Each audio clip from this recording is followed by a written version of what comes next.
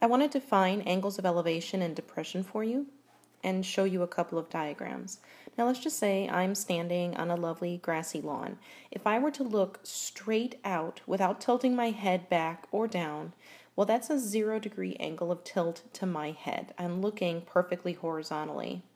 But let's say I see a flower that I want to look at. You could imagine that if you want to look at this flower, you have to tilt your head down slightly, right?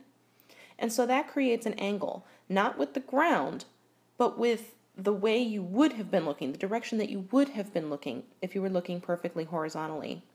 And so I'm not sure what that angle is, but let's say it's 10 degrees. We define that to be an angle of depression. I had to depress my head in order to look at that flower. On the other hand, let's say I saw a bird that I wanted to look at. Well, obviously I have to tilt my head back and look upwards to see that bird. And so that angle between looking horizontally and looking up at the bird is your angle of elevation.